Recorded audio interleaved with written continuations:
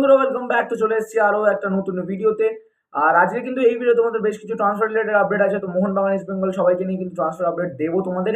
তো তার আগে বলে দিই, যারা এখনো চ্যানেলটাকে সাবস্ক্রাইব করো তো অবশ্যই নিচে লাল রঙের সাবস্ক্রাইব বাটনটা আছে, ওখানে ক্লিক করে কিন্তু সাবস্ক্রাইব করে দিও। তো প্রথমে যদি চলে আসি কালকের, কিন্তু গতকাল কিন্তু আমাদের কমিউনিটি পোস্টেও কিন্তু জানিয়ে দিয়েছিলাম মোহনবাগান দলকে নিয়ে কিন্তু একটা আপডেট তোমাদের দিয়েছিলাম যে মোহনবাগান দল কিন্তু একটা প্লেয়ারের উপর নজর রেখেছে, যেটা হচ্ছে অ্যালবার্টো রড্রিগেজ। তো সেই প্লেয়ারটির ব্যাপারে কিছু কথা বলি। তো 31 বছর বয়সী স্প্যানিশ সেন্টার ব্যাকের player Alberto Rodriguez, market value কিন্তু তার 2.2 করোড়। আর বর্তমানে দাঁড়িয়ে কিন্তু ইন্দোনেশিয়ার ফার্স্ট ক্লাবে খেলছে পেরিসিক। তো এই ক্লাবের হয়ে কিন্তু বর্তমানে খেলছে। আর যেরকমটা জানা গেছে যে মোহনবাগান দল কিন্তু অলরেডি এই প্লেয়ারটির ওপর কিন্তু ডিল ডান করে নিয়েছে, সব জায়গায় তো শোনা যাচ্ছে, বাট এখনো কিন্তু কিছু কনফার্ম না। যতক্ষণ না মোহনবাগান অফিসিয়াল পেজ থেকে কিন্তু কনফার্মেশন জানানো হচ্ছে, ততক্ষণ কিন্তু তোমাদের আমি কনফার্মেশন বলতে পারবো না। বাট অলমোস্ট কিন্তু ডান হয়ে গেছে, যেরকমটা আপডেট আছে। বাট সেটা কিন্তু পরবর্তীকালে তোমাদের আপডেট দিয়ে দেবো। তো এই সেন্টার ব্যাকের পেছনে কিন্তু মোহনবাগান দল এখন ছুটছে।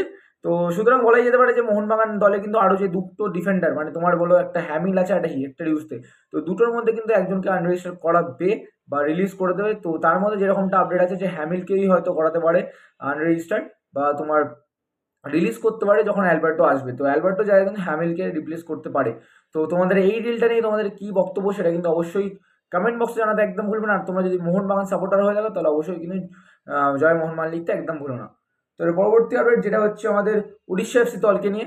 তো উড়িষ্যা এফসি কিন্তু একটি রাইট উইংয়ের প্লেয়ারকে কিন্তু নজরে রেখেছে, যেরকমটা আপডেট আছে। তো এই 28 বছর বয়সী রাইট উইংয়ের প্লেয়ার উদান্তা সিং। তো এই উদান্তা সিং এর কিন্তু আইএসএল এর মুম্বাই সিটি এফসি থেকে শুরু করে এফসি গোয়া এবং ব্যাঙ্গালোর এফসি দলের হয়ে খেলার কিন্তু অভিজ্ঞতা আছে।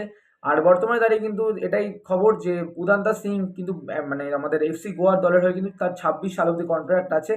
আর তার সঙ্গে কিন্তু উড়িষ্যা এফসি নাকি অ্যাডভান্স স্টেজে কথাবার্তা চালাচ্ছে, তাকে কিন্তু নিতে চলেছে উড়িষ্যা এফসি, এরকমটাই আপডেট। তো দেখার বিষয় এটাই যে উড়িষ্যা এফসিতে গেলে আমাদের উদান্তা সিং সার্জিও লোবেরা হাত ধরে কতটা ভালো খেলতে পারে, সেটা এখন দেখার বিষয়। তো উড়িষ্যা এফসির ফ্যান্স যদি তোমরা এখানে থেকে থাকো তাহলে অবশ্যই কিন্তু নিজের টিমের ব্যাপারে কিছু ভালো কিছু কথা লিখতে একদম ভুলো না।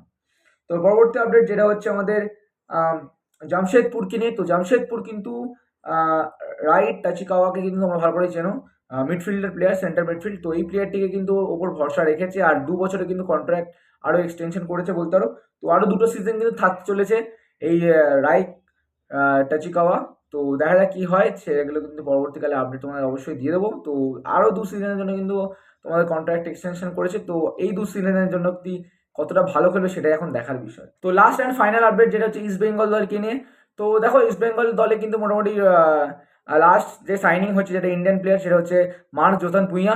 তো তারপরেও কিন্তু একটা আপডেট আছে যে ইন্ডিয়ান প্লেয়ার একটা সই করালেও করাতে পারে, যে বেশিরভাগ তোমার সেন্টার মিডফিল্ডের প্লেয়ার, এরকমটা আপডেট আছে। বাট বর্তমানে দাঁড়িয়ে কিন্তু এই কিছুদিন আগে কিন্তু একটা যেখানে অফিসিয়াল হবে কিন্তু জানানো হয়েছে হিজাজি মেহেরকে কিন্তু কন্ট্রাক্ট এক্সটেনশন করেছে 2026 সাল অবধি।